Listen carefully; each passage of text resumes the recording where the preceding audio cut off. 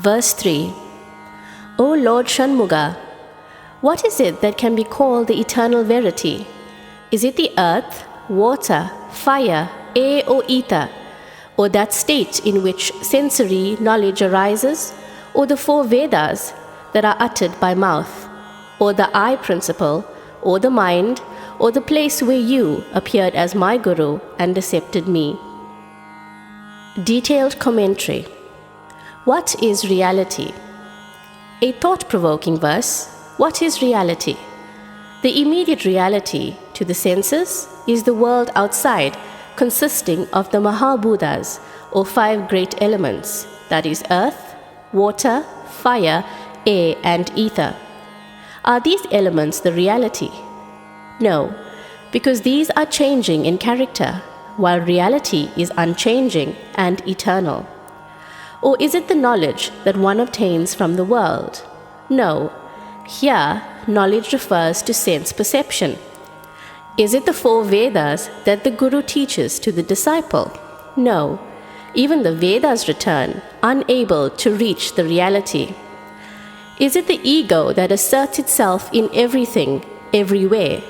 No, much less is it the mind that acts on the report of the senses. None of these is reality, because all these are modifications of Prakriti, which by its very nature is ever-changing. Ego defeated at Tiruvannamalai. What then is reality? It is the place where, says Saint Arunagirinathar, I have been accepted. The I, which the saint refers to, may either mean himself or the ego principle I. When Arunagirinathar dropped himself down from the temple tower, Lord Muruga appeared before him as his Guru and accepted him, which happened in Tiruvannamalai in South India. Ego and reality. The ego fails in its attempt to know what reality is.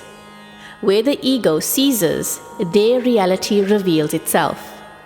The ego is active and intact, and in its search for reality in the outer world, in sense knowledge, in the mental functions, and even in intellectual understanding, though in subtler and subtler degrees.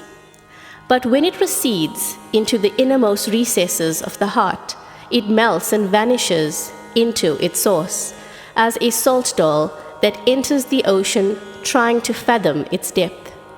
Reality is lodged in the core of the heart, where the ego has no access.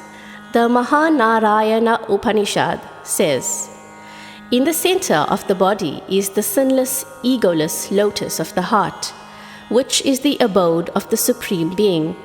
Further within that is the sorrowless ether, reality. Cessation of ego is the revelation of reality. To know the knower is knowledge. O Lord Shanmuga, reveal to me as to what reality is, asks the saint. He addresses the Lord as Shanmuga, that is, the Lord with 6 faces. It will be relevant to see what the saint has said about the 6 faces in one of his Thirupugar songs, Yerumayil Yeri Vilayada Mugamundra. Here also, after giving the meaning and purpose of the 6 faces, the saint still requests the Lord to reveal to him the true meaning of his 6 faces, and this he addresses to the Lord at Arunachala or Tiruvannamalai, which, as we have seen, is the place where egos were vanquished.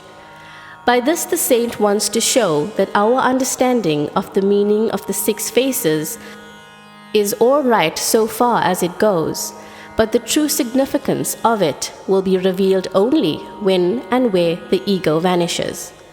That is why he has dedicated the song to the Lord at Arunachala and not of any other place. Thus, when the saint wants to know the truth about anything, he makes reference to Arunachala to show that it can be known or revealed only in that egoless state. Combining head and heart, jnana and bhakti. It is interesting to observe that throughout this work of Kandhar Anubhuti, the saint brings about a blend of the heart and the head, a prayerful mood, and an inquiring, investigating nature, bhakti and jnana, as an effective form of sadhana. Thus, the prayer of a bhakta or devotee of the previous verse is immediately followed and strengthened by the investigative nature of the sadhaka.